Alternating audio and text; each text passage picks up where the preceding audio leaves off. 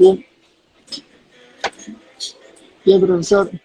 Ah, quisiera por favor que se presente con la audiencia que los que todavía no lo conocen, si se podía presentar de qué nacionalidad es, sobre su familia, sus estudios y sobre su ministerio. Si me podía contar un poco. Gracias, hermano Dani, con mucho gusto. Buenas tardes, queridos hermanos y amigos que nos están sintonizando por este medio.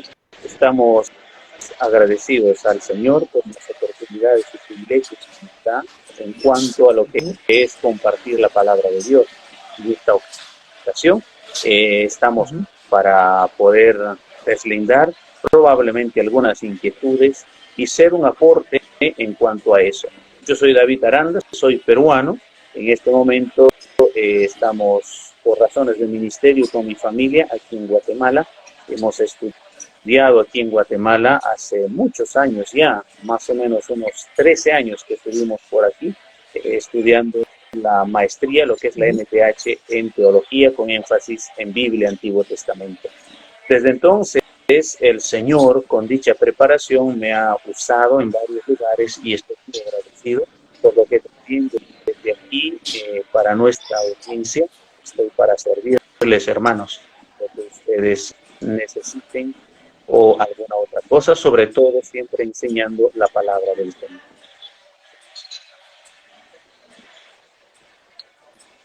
Sí, profesor. ¿Qué nos puede decir, profesor, sobre los libros poéticos? ¿Y quiénes son los autores de los Muy libros bien. poéticos? Es tan interesante que la palabra de Dios, la Biblia, para una mejor comprensión, tiene sus propias divisiones. Obviamente los escritores sagrados no hicieron divisiones. Estudiosos más tarde hicieron las divisiones para que podamos comprender mejor las etapas y las secciones que tenemos ahí. Por ejemplo, cuando hablamos de los libros poéticos, estamos hablando de una parte de la Biblia, estamos hablando de dentro del Antiguo Testamento. Y es bueno tener dos cosas presentes. En primer lugar, dejar en claro que el estilo de la poesía, por ejemplo, como género, está presente en toda la Biblia.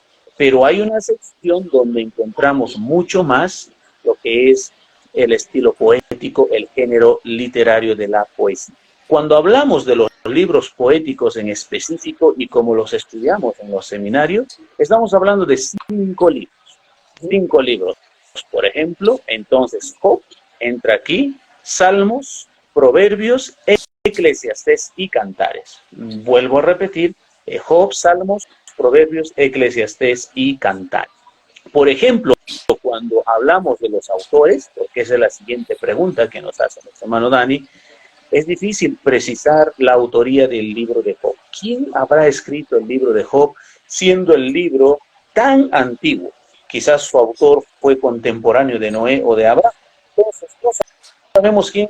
Algunos creen que podría haber sido, por ejemplo, Moisés quien escribió el libro de Job. Otros incluso piensan que puede haber sido Samuel. Otros incluso Salomón.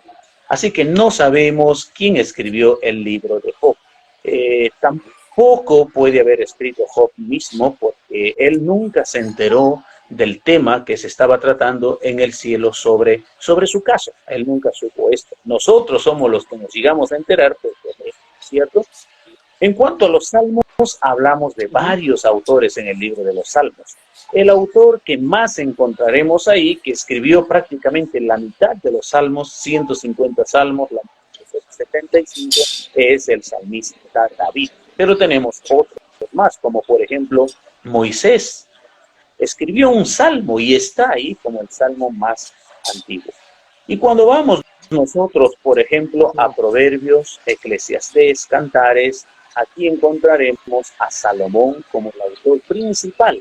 Probablemente Salomón los compuso, otras partes las recopiló, por ejemplo, y otras partes probablemente tomó de lo que ya Israel tenía y las puso dentro de lo que él estaba compuesto. Tenemos entonces Proverbios, Eclesiastés y Cantares, propio pues de la autoridad de Salomón. Eso sería en cuanto a los autores de los libros poéticos. pero hay muchos otros autores en la Biblia que están usando la poesía hebrea. Por eso es importante estudiar los libros poéticos, porque ahí se estudia la poesía hebrea.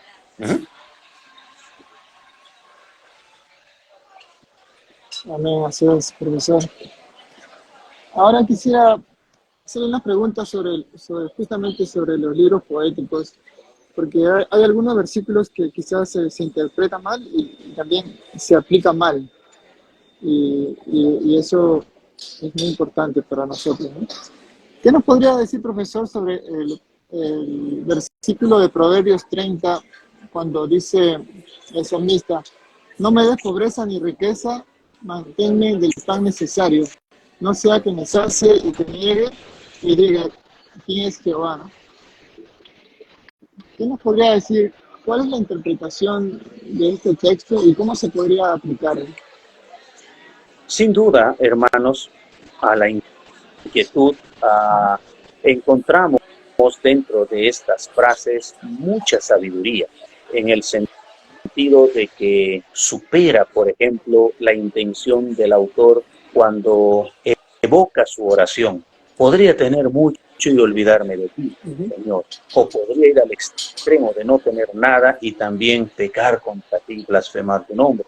Entonces, me parece que es una oración del proverbista y llena de sabiduría. Dicho sea de paso, la sabiduría, la sapiencia que tenemos en estos libros poéticos, mucho más todavía en Proverbios, Eclesiastés, es un tipo de sabiduría diseñado para la toma de decisiones. Sabiduría que le acompaña a uno a vivir bien aquí en la tierra, con todos sus desafíos, necesidades y problemáticas. Entonces me parece que es una oración muy justa de parte del autor para decir, manténme el pan necesario. Con eso estaré contento. Por supuesto, el pasaje es un desafío para nuestro mundo contemporáneo y ultra postmoderno, porque normalmente hoy día la gente no está contento solo con algo, quiere más. Y si nos remontamos, por ejemplo, a su papá de Salomón, David, él estaba precisando, solamente con el Señor tengo más que suficiente. El Señor es mi pastor, nada me falta. Así que Dios es la suficiencia. Con eso no quiero más. Basta con Dios.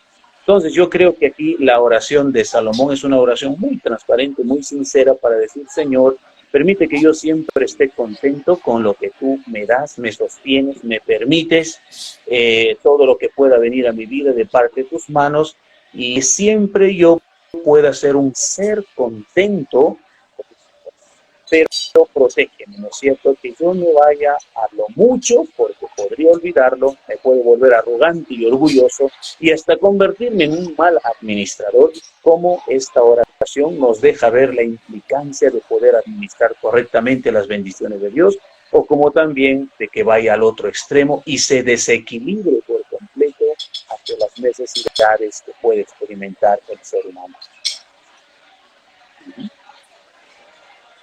Amén. Amén. El libro de Cantares es un libro que yo creo que uno de los más difíciles de interpretar, y a veces muchas personas lo leen como pensando que es para,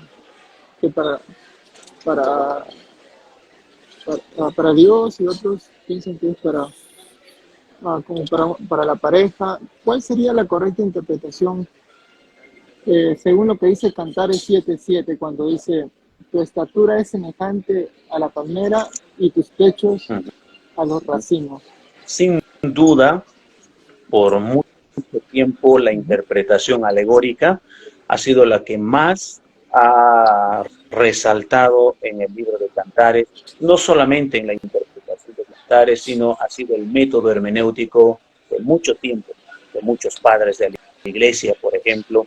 Hasta el día de hoy, Cantares sigue siendo interpretado de manera alegórica en nuestras congregaciones, aunque sabemos que el púlpito no está todo el tiempo ventilándonos un mensaje de Cantares. Los pastores no predican Cantares, no es un libro para predicar, parece, y por lo tanto, como usted dice, de verdad cuánto se pierde porque no hay una interpretación probablemente o cómo enfrentar. Entonces, en la historia se ha venido interpretando bajo la regla de la alegoría. Sin embargo, creo yo que interpretar alegóricamente Cantares nos lleva a romper por completo con todo el contexto histórico que se tiene ahí y a la vez nos lleva a perder la enorme riqueza que guardan estos capítulos del libro. El autor es Salomón y él está escribiendo teniendo en mente la relación de pareja. Y si hablamos entonces de la relación de pareja, la interpretación que nos llevaría a salvar el contexto histórico, no perder al autor y no está dando ningún misterio, sino está diciendo, oigan, aquí hay una especie de manual para que los matrimonios, varón y mujer, en sus matrimonios puedan disfrutar de aquello que Dios les ha regalado. ¿Y qué les ha regalado? El sexo, la vida sexual. Para los judíos, el libro de Cantares claramente nunca ha estado así, nomás dentro de la alegoría. En la mayor parte del judaísmo antiguo, Cantares ha sido interpretado de manera literal y por eso ha sido conocido como el libro erótico de la Biblia. Probablemente eso nos escandalice. ¿Cómo puede un libro sagrado hablar de erotismo, hablar de sexo? ¿Cómo es posible que eso haya en la Biblia? Este libro ha sido canonizado. Los judíos han tenido en el Antiguo Testamento este libro porque sabían que daba grande o Dios había pensado en un manual para que los matrimonios puedan disfrutar del regalo dado por Dios. Entonces, a su pregunta, hermano Dani, la interpretación literal sería la que nos lleva a salvar bastante el libro en toda su riqueza histórica. Y cuando le ponemos lo alegórico, perdemos por completo ese aspecto histórico y terminamos pues diciendo una serie de cosas que el autor nunca hizo, el autor original. Entonces, el varón siempre corteja a la dama y la dama responde. Las expresiones que acabamos de escuchar, por ejemplo, tus pechos son de esta manera, y encontraremos otras más también, como por ejemplo, son como la torre de David, nos ayudará a interpretar correctamente si vamos al contexto y por qué el autor compara los pechos de la mujer con las torres de, por ejemplo, o con una u otra cosa. Y el significado es muy rico, hermanos. Probablemente confiaba en la mujer que le está respondiendo. Confiaba como el esposo debe confiar en su esposa. La torre de David daba seguridad a Jerusalén. Entonces, la interpretación literal nos ayudará a tomar en cuenta siempre el contexto histórico. Así es. Sí, eso, Cantares es uno de los libros que desde que empecé a ir a la iglesia veo que los jóvenes les atrae mucho, ¿no? Y no saben, o sea, la correcta interpretación, porque como habla de la pareja, del sexo, y es bueno saber, ¿no? Por eso justamente a los que están hoy conectados y quieren tomar el curso de libros poéticos, al profesor Aranda, vamos a tener Dios mediante el 10 de julio, el curso de los libros poéticos y los invitamos, ¿no? A los que todavía no se han unido. Bien, profesor Aranda, hay otra pregunta justamente con este libro de Cantares, y es Cantares 8:7. Y quisiera enfocarme más en la aplicación porque es muy profunda y la pregunta es, de acuerdo a lo que dice el texto bíblico, dice, ¿no? Si diese el hombre todos los bienes de su casa por este amor, de cierto lo menospreciarán. Esa es una parte del texto. Sabemos que hay algo más al contexto, pero específicamente, ¿cuál sería la aplicación, y la interpretación y la aplicación de este texto? Es muy profundo, ¿no? Sí, es tremendo lo que tenemos aquí, refiriéndose específicamente al amor de pareja y todos aquellos que han desarrollado pues una relación de años y una relación fuerte con su esposo comprenderán mucho mejor la profundidad del amor que se tiene.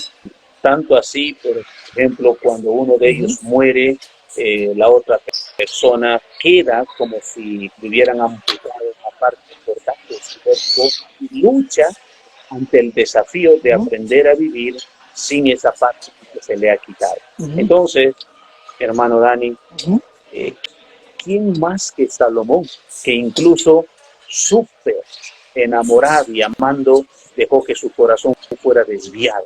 No estoy justificando el pecado de Salomón, pero lo que estoy diciendo es cómo la persona llega a amar a otro,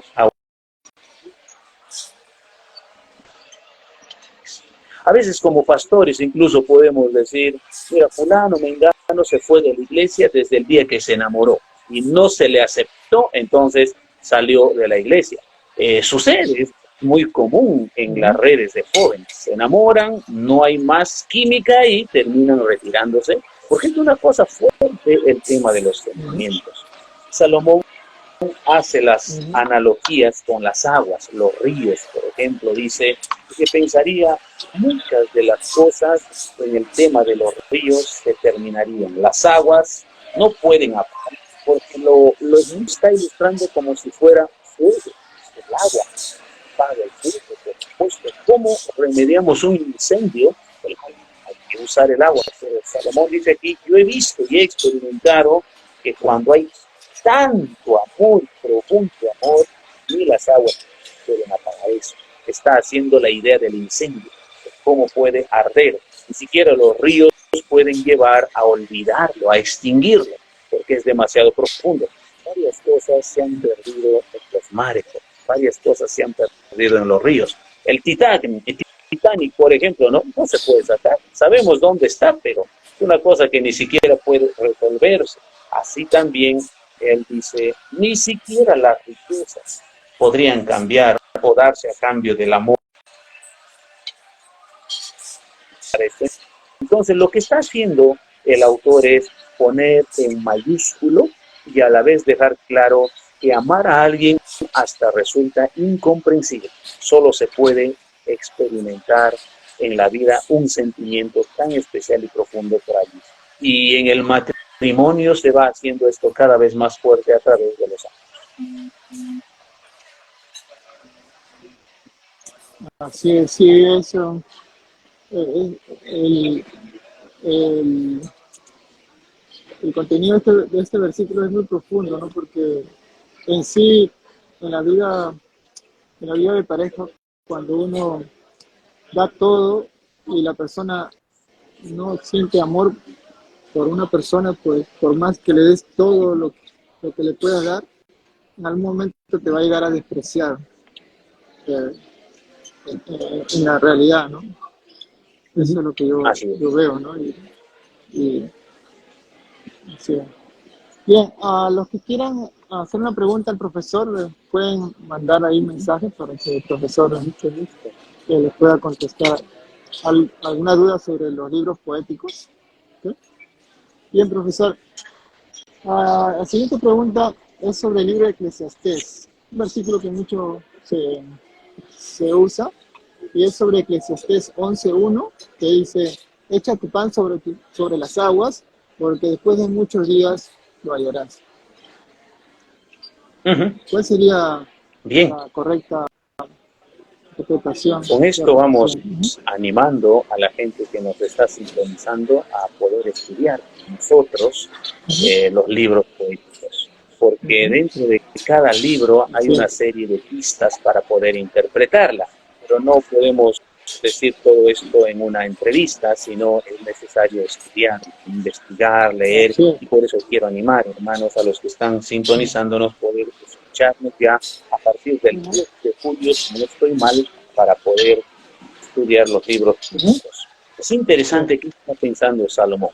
Si partimos de la premisa que Salomón está hablando a la gente joven en contexto, está dando el mensaje, los discursos que reúnen mucho de lo que él ha tenido en su experiencia, el caso de la gente joven, de enseñarle para que no pisara las pisadas de Salomón, entonces eso dejaría ver que él está pensando en cómo saber invertir la vida, el tiempo, porque esto se va tan rápido. Uno de los temas que él repite en Eclesiastés es vanidad de vanidad. Todo es vanidad. La palabra vanidad ahí viene del hebreo humo, quiere decir neblina, humo. Todo pasa tan rápido. La juventud también pasa tan rápido. Entonces, invierte, ahorra, administra bien todo lo que Dios te ha dado, porque llegarán momentos en los que no será igual. Todos los que estamos ya quizás por encima de los 40, ya podemos sentir eso, que ya no es igual, ya no son igual las fuerzas y muchas otras cosas más. Entonces, echa tu pan sobre las aguas, porque después de muchos días lo hallarás. Tiene que ver pues con saber ahorrar. No estoy hablando solo del tema económico, sino de saber ahorrar la vida, saber poner la vida, vivirlo en sus etapas, porque inmediatamente en este capítulo él va a hablar otra vez a los jóvenes como alégrate joven, como también acuérdate de tu creador. En otras palabras, lo mejor que podría hacerse en la vida es presente todo el tiempo en la vida. Eso, por supuesto, tiene sus implicancias.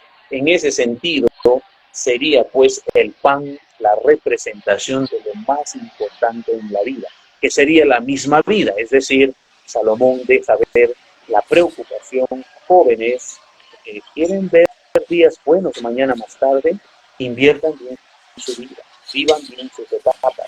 Dentro de muchos días o después de muchos días lo hallarán, pero saben poner las cosas en el lugar correcto y también si saben vivir las etapas. ¿Cuánta gente, por ejemplo, y no quisiera que se sientan mal, cuánta gente ha tenido la oportunidad de estudiar una carrera en su tiempo y no la aprovechó?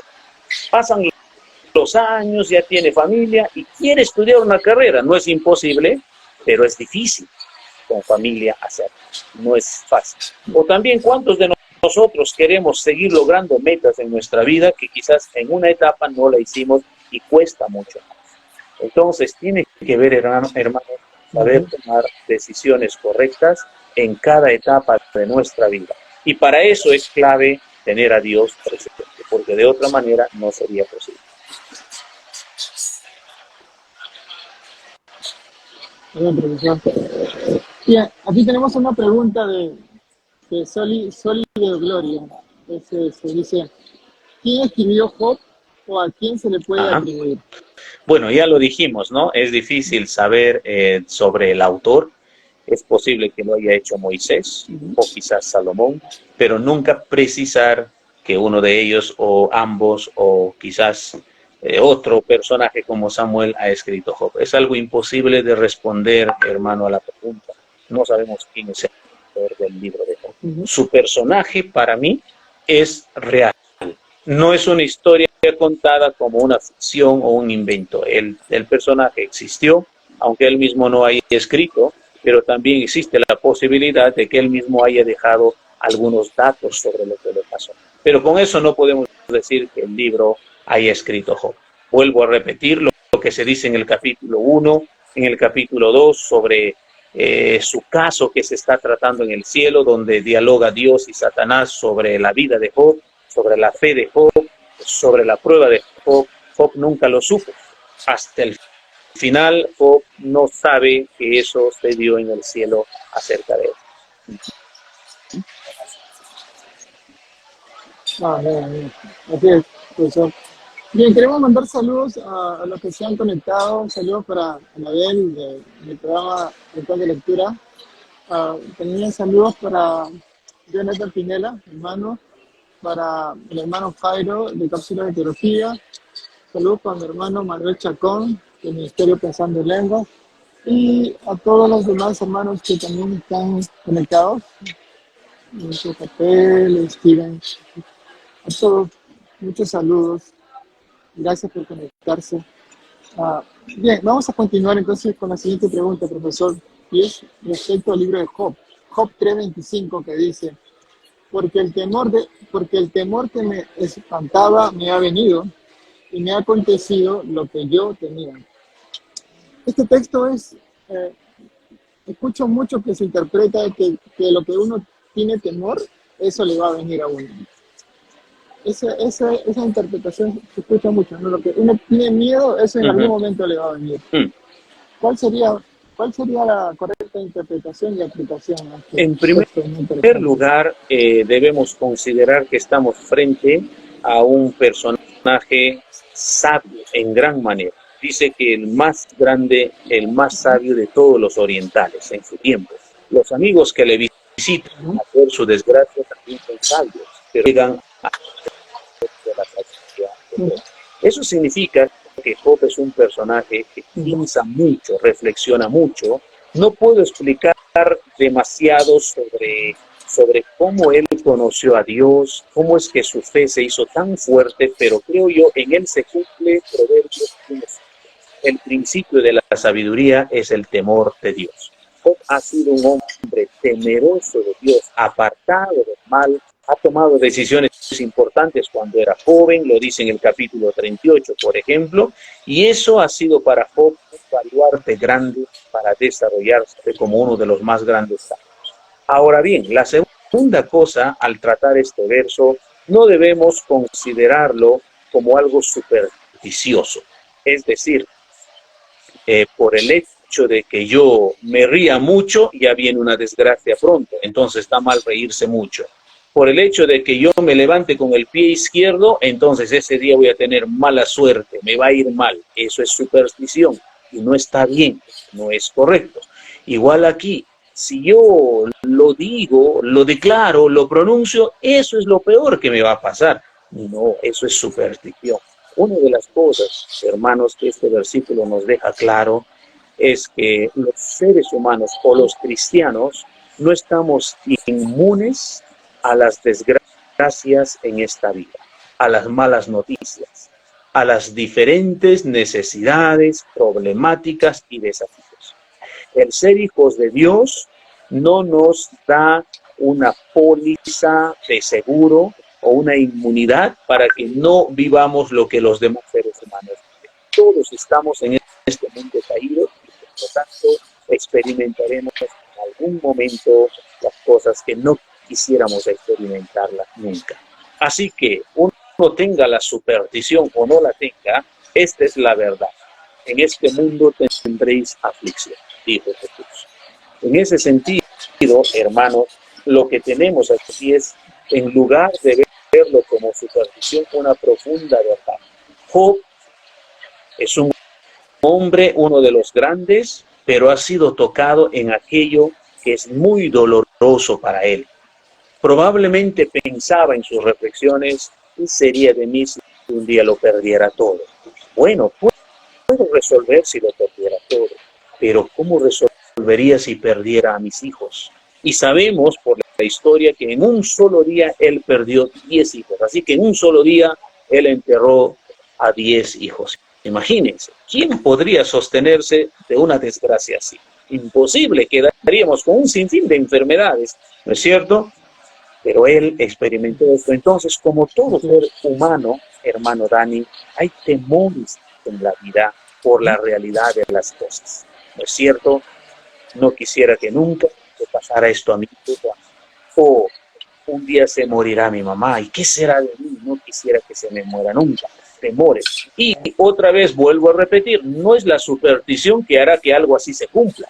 La misma realidad de la vida hará el día que llegue. Por supuesto, no todos entrarán a desgracias tan grandes como las de Job, pero tarde o temprano algo habrá que no esperábamos y sacude todo, sacude a la familia, nos sacude a nosotros. Entonces yo creo que Job comparte esto, experimenta esto, pero tampoco hay que leer como si eso fuera la última palabra de Job. Job va a decir en su último capítulo, ante este temor, ahora comprendo mucho mejor.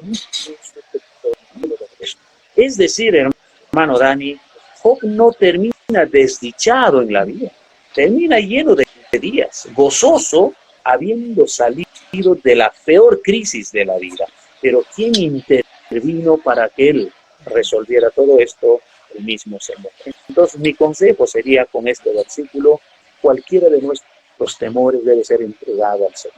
Y decirle, Señor, yo sé que si algún día pasara lo que más temo, yo sé que tú estarás ahí para sostenerme, fortalecerme, consolarme y levantarme. Yo creo que eso protegerá de una visión supersticiosa del pasaje. Amén. Amén, profesor. Sí.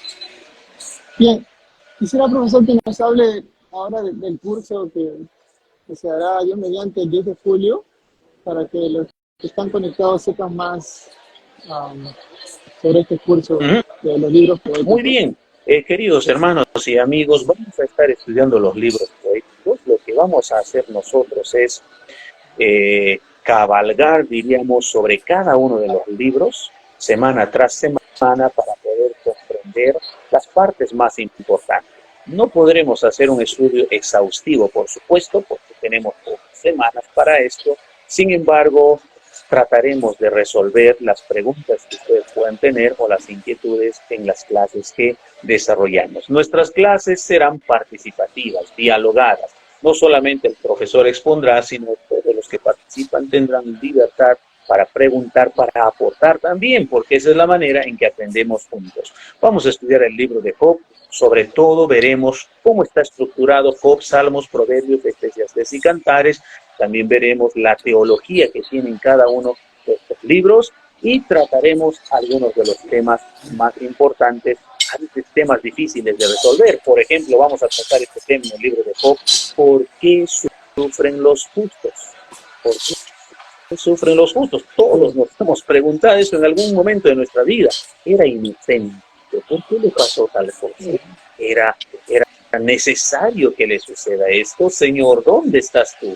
Estas preguntas también nos las hacemos nosotros como jóvenes. Así que nuestro propósito es estudiar estos libros para conocer más al Señor, y ese conocimiento del Señor opere en nuestras vidas para bien, queridos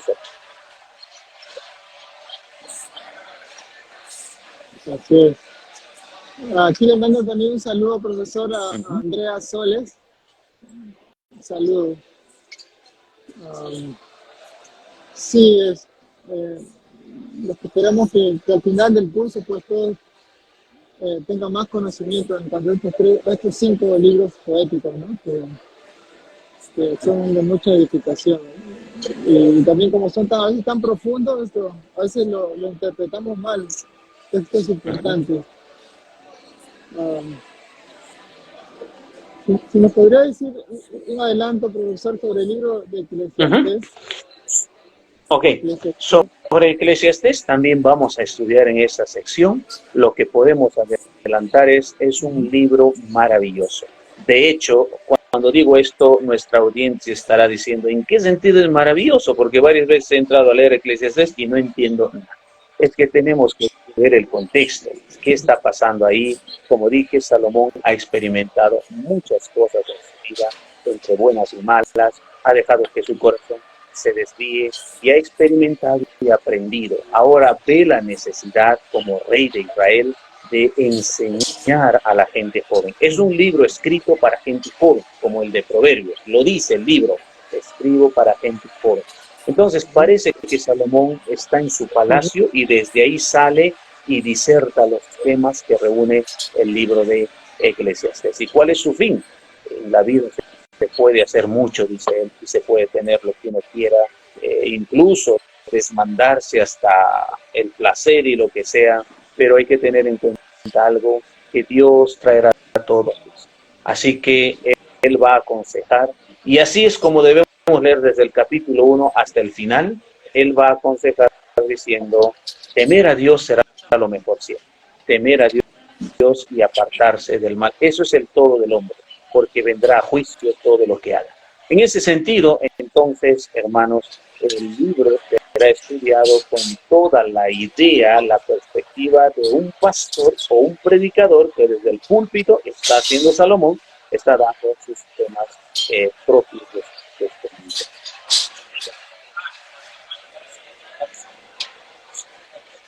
Excelente. Algo más que quisiera añadir, profesor, sobre este curso, ah, ya que va a haber alumnos que han tomado también en los seminarios, han tomado sus cursos. ¿Qué les podría decir a que tanto lo siguen? Ajá. Lo que yo podría decirles, hermanos, es el estudio de la teología no debe ser solamente para personas que se van a dedicar a la teología o para los pastores. La teología, desde mi punto de vista, debe ser estudiada por todos, absolutamente, si no creyentes incluso. ¿Por qué? Porque la teología forma el pensamiento, guía, ayuda, es como un tutor que nos servirá por toda la vida para tomar decisiones, por ejemplo, para tener estabilidad emocional, porque no estoy hablando de cualquier teología, estoy hablando de la teología de la palabra de Dios, es la palabra de Dios. Entonces, a todos aquellos que están sintonizándonos, yo les animaría a estudiar, porque de ahí se va a tomar siempre una perspectiva bíblica para hacer lo mejor que se puede en la carrera profesional o con la carrera profesional, o en los estudios universitarios, o en el trabajo, en la familia. La teología tiene que ser algo muy útil para nuestras vidas. Si no está siendo así, entonces es cualquier teología, no es teología de la palabra de Dios. Entonces les animaría, hermanos, a todos ustedes a estudiar no solo esto, sino estudiar siempre, porque tiene que haber disciplina y orden para ir formando el conocimiento. Así es. Ah, una pregunta más, profesor, y es ¿qué puede decir en cuanto a algún salmo que escribió Moisés? ¿Qué nos puede decir cuando él habla sobre la vida? Sobre que son 70 años, 80 años. Si podría dar un comentario, porque a veces mucha gente, cuando se le habla, eh, a veces hasta se ofende cuando le dice que la vida del hombre es un aproximado, o sea, lo que dicen, ¿no? Es 70 años y los más robustos de 80. Y cuando se les comparte este pasaje, pues piensan que como que uno está diciendo que ya a veces en ese tiempo van a morir, y sabemos que Dios es soberano. A veces la persona puede llegar a los 100, dice que a los 100, ¿no? Ah, ah, ¿Qué nos puede decir de Sin esto, profesor? duda, Dios viene poniendo límites a los años. Lo hace desde el principio, en Génesis 6, va poniendo límites y va diciendo la edad de los seres humanos será hasta 120. Y ahí viene poniendo más límites, la edad de los seres humanos será hasta los 70, por ejemplo. Y uno dice, pero no todos se mueren a esa edad. Algunos viven más, Moisés vivió más, por ejemplo, o también Abraham, que vivió mucho más, y es que se tenía que morir antes. ¿Y cómo va esto? No, lo que Dios está haciendo ahí es darnos información de que la vida se va acortando, la vida va terminando poco a poco, se va cumpliendo, en otras palabras, lo que le dijo Adán antes que peque: si toman ustedes un árbol, morirán. Ok, y uno dice, pero no murieron, fue la gracia de Dios, pues, llegaron a morir. Entonces la vida se convierte en un peregrinaje a la muerte. Espero que no me malentiendan eso, pero vamos hacia la muerte todos. ¿Quién no va a morir? Todos vamos a morir. Es duro decirlo, no quisiéramos, es difícil separarnos de nuestros seres queridos, pero llegará el día que ya no estaremos aquí. Entonces, el Señor lo que hace es explicar eso, que la vida se va a cortar. Pero no quiere decir eso, hermano Dani, que al acortarse los días, la vida, los años, sea una cosa rígida, que nadie puede pasar a más. No. No, por supuesto, ya no es común vivir tantos años, sino es excepción. Es 70 años el que dice los salmos, pero yo tengo a mi vecino que acaba de cumplir su año 101. Sí, pero a ver, de toda la comunidad que usted tiene, ¿cuántos han llegado a 101? Nadie, solo uno. Entonces, son casos excepcionales. La vida se va haciendo cada vez más corta. Es más, hay países donde, por ejemplo, el promedio de vida es 50 años, ni siquiera se da. Es el caso de Mozambique, 50 años y los varones ya no dan más. Alimentación, estilo de vida, el trabajo que desarrollan, varios factores que va afectando a esto. No debe ser leído como que Dios no está cumpliendo. Dios lo ha dicho, no es porque Dios sea rígido, sino simplemente es sabio y dice la vida irá acortándose mucho más. Y eso es por causa del pecado, hermano. El pecado deja ver el límite de los años de un ser humano. Así es. Bien, a todos los que todavía no se han inscrito al curso de los libros poéticos,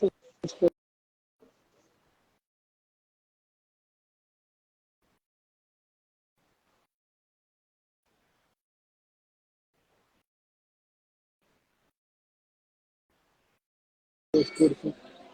Así que los invitamos a todos los que todavía no están inscritos y muchas gracias, profesor, por su tiempo. De verdad que ha sido de mucha edificación.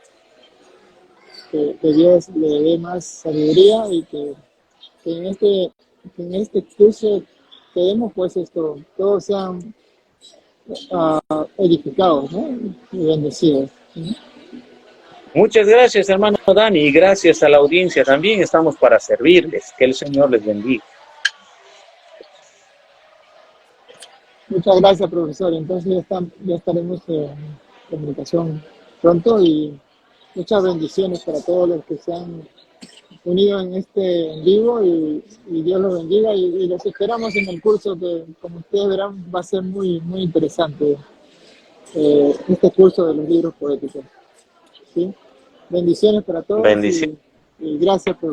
Hasta luego. Bendiciones. Bendiciones para todos.